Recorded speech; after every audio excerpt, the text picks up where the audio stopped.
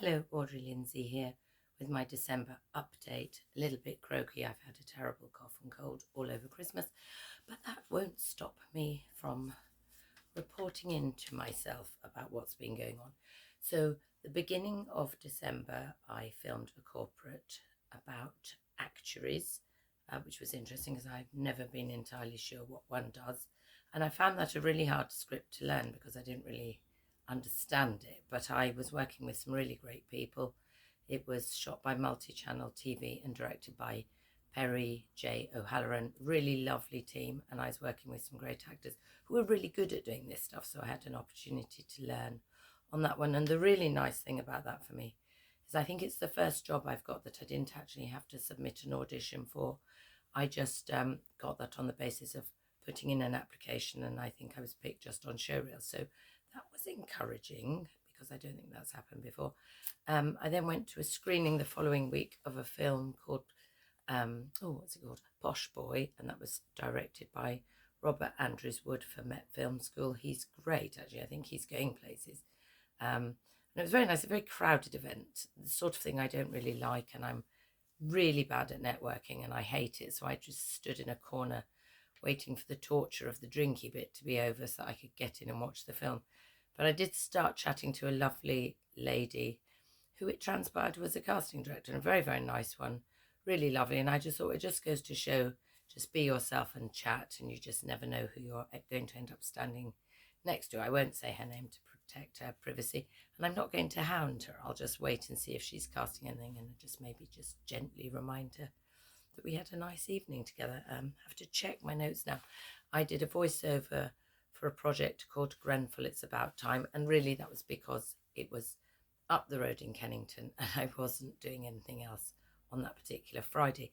But again, lovely people, and I really wish them well with that. It's a very, very worthwhile project. Very nice actor I was working with, and it was his first ever job because he's come to acting late, and I think he might be in his early 60s. I didn't actually ask him, but that's very exciting. I like to meet other senior actors like myself that are just sort of breaking into it all.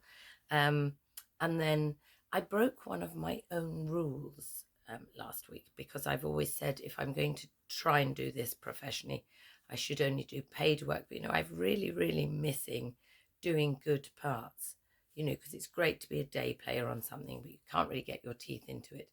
And I read a script which had been written by someone called Ambika Modak at UCL. And I read it because it was on the submission form, and it was just the most fantastic script, absolutely wonderful character.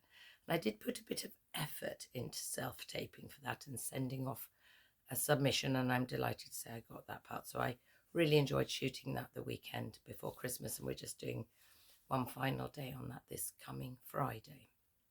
So what are my conclusions from this month? Well, I call this my side hustle because I do actually have a paying job 2 days a week. I've realized hustle is the word. There's a lot of hustling involved. I can't just do a job and that's it. I'm constantly looking for the next thing. And I think one of the frustrations is that I don't really get access to very much information.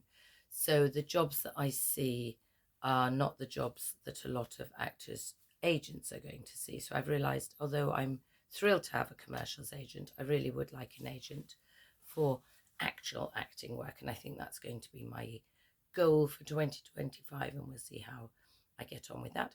But some nice things have happened. I've got some new bits of kit, so I'm testing this ring light. Not sure about it. It's much more portable and easy to set up than my two proper lights, but I'm going to view this tape when I finished and see what I think. Let me just do profiles and see if what happens when I put my hand up. We shall see. And then Christmas is great. You could ask people for things. So my sister has very kindly, one of them bought me this lovely backdrop, which is long and wide. And it means if people want a full length, I'll now be able to give them one without having to run outside and do elaborate things. And my other sister very kindly bought me this because I'm a creature of habit and rather old-fashioned, and I always like leafing through an actual book. So this will aid me in my agent hunt. And aforementioned ring light, which my husband was forced to buy me. I bought it and then I told him that was his Christmas present to me. So that's that. I'm going to crack on in this period between Christmas going into the new year. I've got a website which has been a bit moribund, but I've done a bit of work on updating that, so I shall make that go live for 2025, and we shall see what the new year brings. Wishing everyone best of luck with all their endeavours, and see you next month.